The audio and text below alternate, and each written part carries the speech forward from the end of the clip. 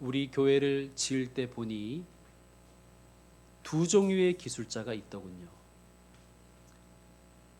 기술자들은 보통 자기를 보조할 조수를 데리고 다닙니다. 그런데 그 조수를 일명 시다 취급만 하는 사람이 있고, 반대로 자기의 기술을 전수해 줄 견습생으로 대하는 사람이 있었습니다. 전자의 기술자는 제가 보니까 올 때마다 조수가 바뀌어요. 그는 조수를 그저 쓰고 버리는 부품 정도로만 여기는 것 같았고, 그래서 사람에게 함부로 하고 막대하는 그러한 사람입니다. 그래서 밑에 있는 사람이 배겨내지를 못하는 거예요. 반면에 후자의 기술자는 자기의 기술을 보여주고, 가끔은 조수에게 해보게 하고, 혹 잘못한 것이 있으면 지적해서 고쳐주더라고요. 자기와 같은 기술을 가진 사람으로 키워주는 사람이었습니다. 여러분, 예수님은 이 세상을 구원하시기 위해 오셨죠. 하나님의 나라를 세우시기 위해 오셨습니다. 얼마나 큰 일이고 어려운 일이겠습니까? 그런데요, 예수님은 이 목표를 위해서 제자들을 부르시고 택하여 세우사 사도라고 칭하셨다고 오늘 말씀합니다. 여러분, 생각해 보면 우리 인간이 하나님께 도움이 되면 얼마나 도움이 되겠습니까? 많은 경우에는 도움은커녕 거추장스러울 뿐이지 않습니까? 여러분, 기술자들에게 걸리적거리는 보조들을 저는 너무나 많이 보았습니다. 그래도 여러분, 진짜 기술자는, 진짜 전문가는, 진짜 장인은 제자를 키워내지요. 왜요? 초보인 사람을 기술자로, 전문가로, 장인의 경지로 끌어올리는 기쁨이 있기 때문입니다. 맹자가 말하기를 군자삼락이라고 했습니다. 군자에게는 세 가지 기쁨이 있는데 그 중에 세 번째, 그 중에 하나가 천하의 인재를 얻어 가르치는 것이라고 했습니다. 왜냐하면 사람을 가르친다는 것은 그에게 새로운 지평을 열어주는 것이지요. 성숙한 사람에게는 이 귀한 일이 큰 기쁨이라는 것입니다. 나 자신이 발전해 가는 것도 좋지만 내가 누군가를 일으켜 세워주고 그의 발전을 지켜보는 것이 얼마나 큰 기쁨이겠습니까? 주님은 이 기쁨으로 제자들을 부르시고 그 중에서 12를 택하여 사도라고 하신 것입니다. 여러분, 우리 주님은 지금도 제자를 부르고 계십니다. 우리 한 사람 한 사람에게 손을 내미십니다. 나와 함께 하자. 나와 함께 가자. 너는 나를 따라오너라. 내가 너를 이끌어 주겠다. 기쁨의 부르심에 우리가 응답할 때 주님은 얼마나 우리를 기뻐하시는지 모릅니다.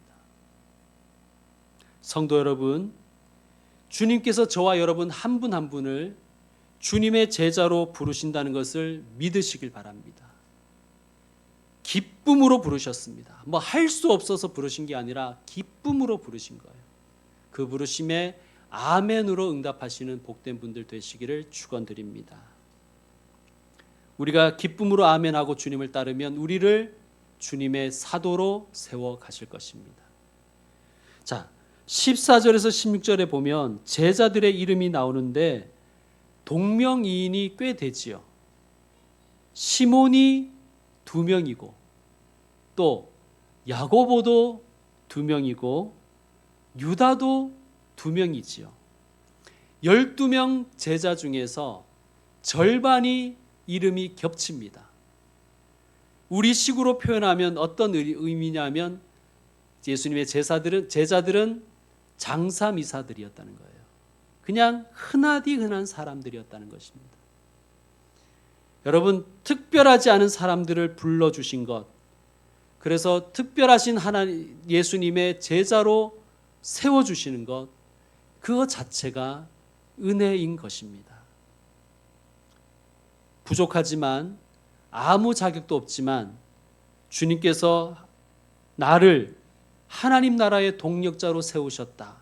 이 말씀에, 이 성경 구절에 은혜를 받으시고 주님 믿으시고 주님의 동력자 되시고 걱정하지 마시고 주님을 따라가시는 분들 되시기를 바랍니다. 우리가 어제까지 어떤 과거를 살았든지 혹은 오늘 지금 어떤 상황에 있든지 우리가 주님의 손을 잡으면 주님 우리 손을 놓지 않으시고 우리를 제자로, 우리를 동력자로, 사도로 세워가시는 것을 믿으시길 바랍니다. 자, 그런데 12절에 보면 주님께서 12사도를 세우시기 전에 하신 일이 나옵니다. 뭐지요? 12절에 나옵니다. 뭐지요? 기도하셨습니다. 근데 그냥 기도도 아니고 산기도를 하셨어요. 그리고 보통 산기도가 아니라 밤이 새도록 철야기도 하셨습니다. 여러분, 주님께서 12제자를 세우시기 전에, 12사도를 세우시기 전에 밤이 새도록 기도하셨다는 것이 참으로 의미심장하지 않습니까? 예수님은 아마 제자 한 명 한 명을 두고 간절히 기도하셨을 것입니다. 사도를 헬라어로 아포스톨로스라고 하는데 그 뜻은 보냄을 받은 자라는 뜻입니다. 예수님은 제자들을 부르시는 목적이 있었어요. 보내시기 위함입니다. 자, 예수님이 왜 기도하셨을까요? 보내시기 위해 기도하신 거예요. 예수님이 왜 밤이 새도록 기도하셨을까요? 예수님이 가실 곳에 예수님을 대신하여 그를 보내시기 위해서 간절히 기도하신 것입니다. 성도 여러분, 주님께서는 지금도 우리를 위해 기도하시는 것을 믿으시길 바랍니다. 제자로 우리를 세우시기 위해서, 우리를 사도로 보내시기 위해서 기도하고 계시는 주님을 여러분 꼭 신뢰하시는 분들 되시길 바랍니다. 여러분, 주님은 그냥 부르시지 않았어요. 주님은 우리를 그냥 부르신 게 아니에요.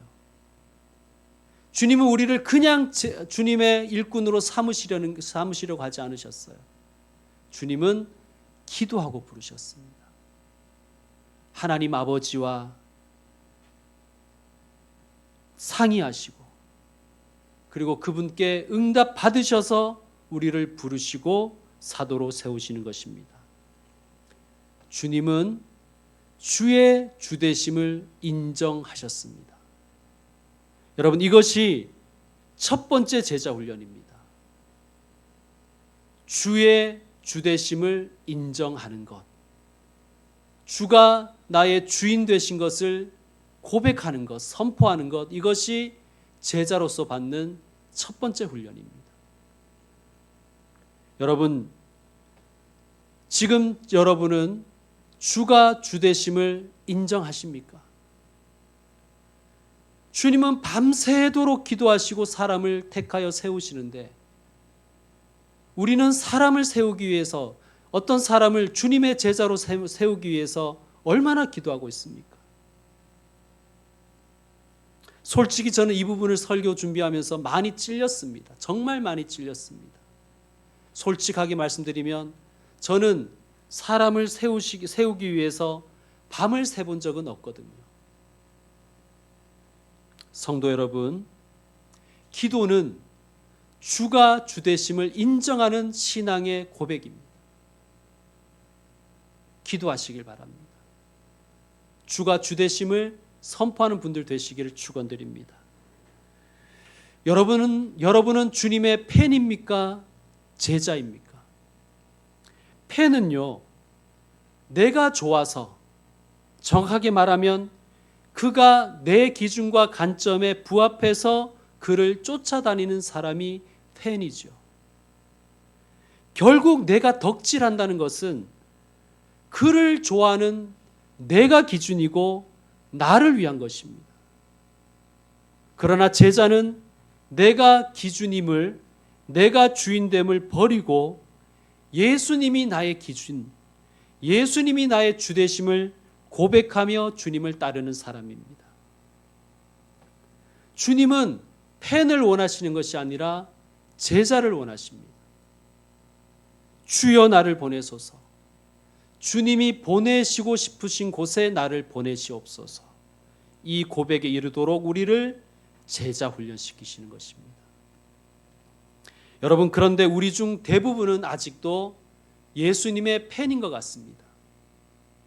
좋긴 좋은데 내 마음에 들어서 좋아한다면 그건 팬일 뿐이죠. 제자는 예수님이 기준이에요. 예수님이 내 마음에 다 들어서 예수님을 따르는 것이 아니라 예수님의 길이 옳은 길이기 때문에 예수님을 따르는 것입니다.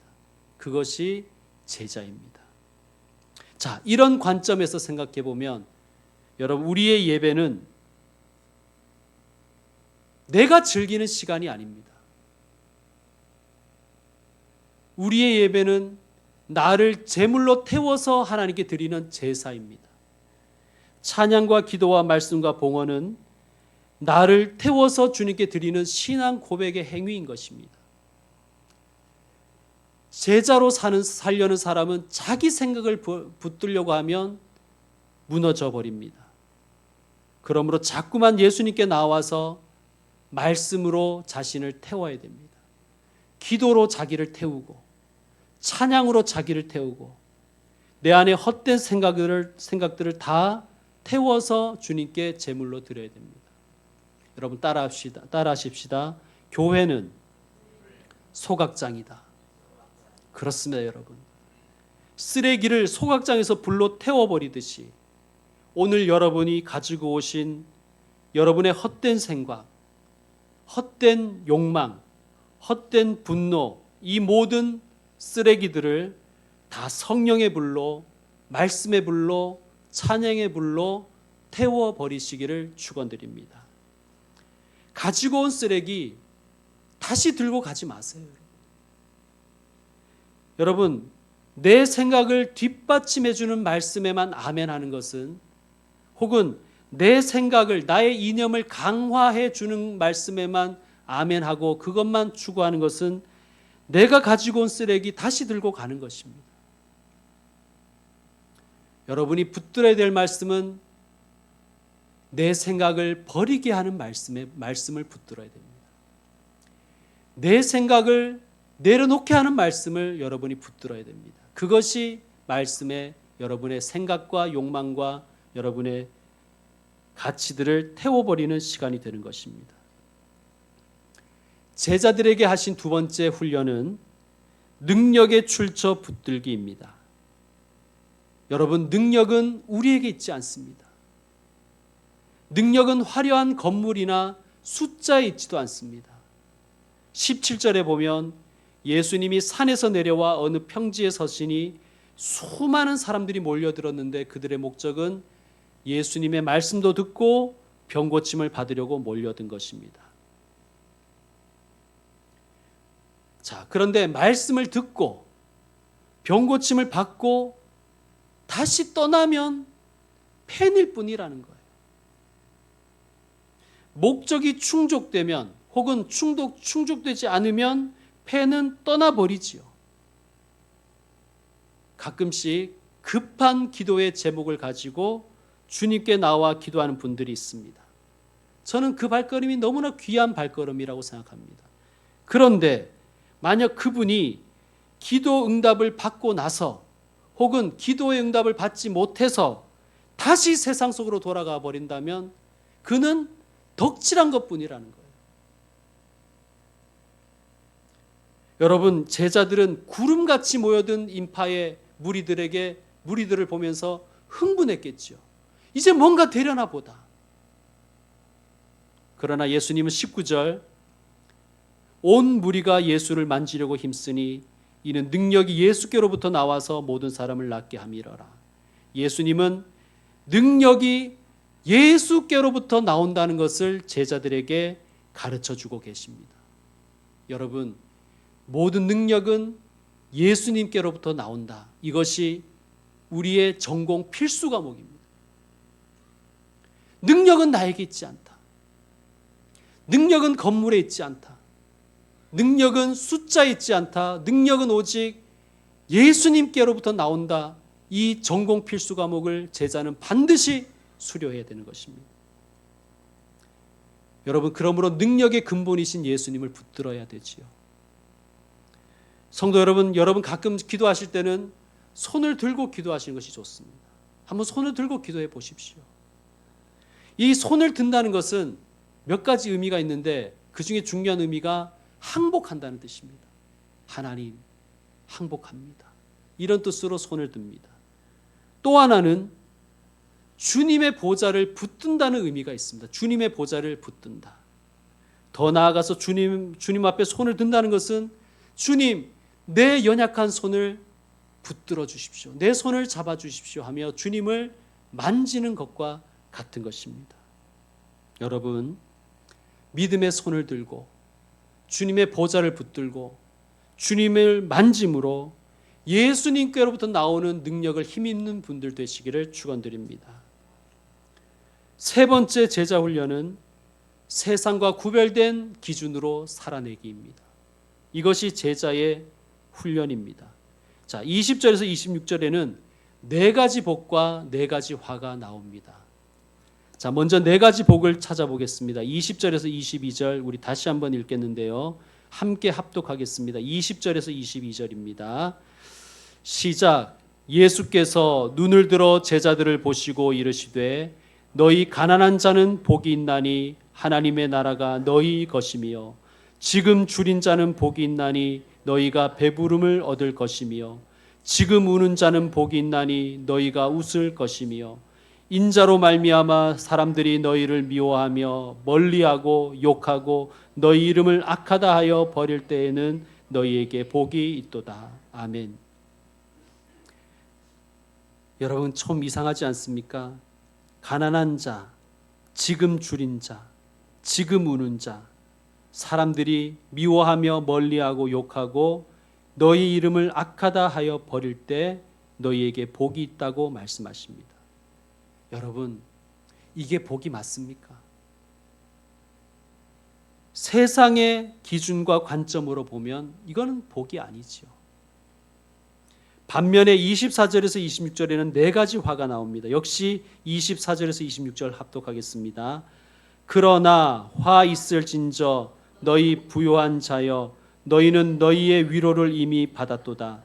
화 있을진저 너희 지금 배부른 자여 너희는 줄이리로다. 화 있을진저 너희 지금 웃는 자여 너희가 애통하며 울리로다. 모든 사람이 너희를 칭찬하면 화가 있도다. 그들의 조상들이 거짓 선지자들에게 이와 같이 하였느니라. 아멘. 또 혼란스럽습니다. 부요한 자, 지금 배부른 자, 지금 웃는 자, 모든 사람에게 칭찬받는 사람. 여러분, 이게 복이 아닙니까? 강남에 살고 중산층이고 사람들에게 다 칭찬받는 사람. 여러분, 세상은, 아니 솔직히 우리도 행복하다고 하지 않습니까? 여러분, 참 혼란스럽습니다. 그런데 핵심이 무엇입니까? 제자 훈련이라는 것입니다. 제자의 복과 화의 기준이 세상과 달라야 한다는 것이, 세상 사람과 구별되어야 한다는 것이 우리가 받아야 될 제자 훈련인 것입니다. 자, 우리가 붙들어야 될 복과 화의 기준이 22절에 있습니다. 무엇일까요? 찾아보시죠 한번. 제자가 붙들어야 될 기준이 무엇입니까? 인자로 말미암아입니다. 예수님 때문에 가난한 자, 예수님 때문에 지금 줄인 자, 예수님 때문에 지금 우는 자, 예수님 때문에 사람들에게 미움받고 예수님 때문에 비난받고 버림받는 사람 너희에게 복이 있도다. 역시 마찬가지입니다. 예수님 때문에 예수님과 함께함으로 부요한 자가 복이 있는 것입니다. 왜 그렇습니까? 예수님이 함께 하시니까 복되다는 거예요. 이게 제자들의 기준인 것입니다. 예수님이 함께하는 것이 하나님의 나라지요. 예수님이 함께하는 사람이 복된 사람입니다. 여러분, 창세기에 보면 요셉이라는 사람이 있는데 요셉이 노예로 팔렸을 때도 또 억울하게 옥살이 할 때도 성경을 읽어보면 요셉이 형통한 사람이라고 성경은 말합니다. 여러분, 세상적으로 보면 그게 뭐가 형통이에요? 그래서 세상의 기준이 아니라 하나님 기준에서는 형통이라는 거예요. 그 이유를 이렇게 설명합니다. 그가 여호와와 함께함으로. 하나님과 함께하는 것이 복이라는 것을 우리에게 말씀하는 것입니다. 자, 예수님이 함께 계심을 복으로 여기는 자들에게 이렇게 말씀하십니다. 23절 다 같이 읽겠습니다. 23절 시작. 그날에 기뻐하고 뛰놀라 하늘에서 너희 상이 큼이라. 그들의 조상들이 선지자들에게 이와 같이 하였느니라. 아멘.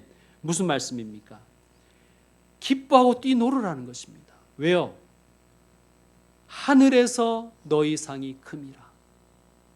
너희가 선지자의 반열에 오르기 때문이다. 이 말씀입니다. 하늘을 바라보고 사는 것, 특별히 하늘의 상급 바라보고 살아가는 것, 또 하늘의 아름다운 지위를 소망하는 것, 그가 바로 제자인 것입니다. 반면에 화가 네 가지 화의 특징은, 네 가지 화 있는 자의 특징은 주님이 없는 사람들이에요. 주님 없이 부유하고, 주님 없이 기뻐하고, 주님이 없는데도 기뻐하고, 주님과 상관없는 칭찬을 받고, 주님 없이 형통한 사람, 하나님 보시기에 화 있는 사람입니다. 성도 여러분, 우리는 주님이 우리의 복의 기준이요 생명이요 생수의 근원이심을 믿기 때문에 이 자리에 왔을 줄로 믿습니다. 자, 그렇다면 주님의 길을 걸어가십시다. 주님의 제자로서 살아가십시다. 이 길은요, 우리의 눈이 열리지 않으면 도저히 갈 수 없는 길이에요. 이 길은 성령의 충만함을 받지 못하면 도저히 갈 수 없는 길입니다. 이 길은 내가 죽고 예수 그리스도가 내 안에 살아계셔야 끝까지 갈 수 있는 길입니다. 주님의 주되심을 인정하지 못하면, 모든 능력은 주님께 있음을 믿지 못하면 갈 수 없는 길입니다. 여러분, 이 길을 걸어가시는 분들 되시기를 소망합니다. 예수님이 함께 하심이 최고의 형통이다. 세상에서의 결과에 상관없이 예수님으로 말미암아 사는 것이 나의 최고의 복이다. 이것을 믿는 사람만이 끝까지 이 길을 걸어갈 수가 있는 것입니다. 사랑하는 성도 여러분, 우리 모두 예수님의 길을 끝까지 걸어가는 제자가 되기를 축원드립니다. 자, 우리 다 같이 일어납시다. 일어나서 오늘 말씀을 마음에 새기며 합심 기도 드리고 이어서 결단의 찬양을 드리도록 하겠습니다. 오늘 말씀 정리하면서 기도의 제목을 발견해 보십시다. 첫째, 주가 주되심을 인정하게 하여 주시옵소서. 여러분, 주님이 주되심을 인정하는 사람이 제자입니다. 주의 주되심을 인정하는 제자가 되게 하여 주시옵소서. 두 번째는, 능력은 오직 주님께 있습니다. 고백하게 하여 주시옵소서. 자, 능력이 주님께 있으니까 우리는 하늘을 향하여 손을 들고 주님의 보좌를 붙들고 주님을 향하여 손을 내밀어 주님을 만지며 기도하는 사람이 되어야 될 줄로 믿습니다. 주여, 주님의 보좌를 붙들고 주님을 만지며 기도하게 하여 주시옵소서. 세 번째, 세상의 기준이 아니라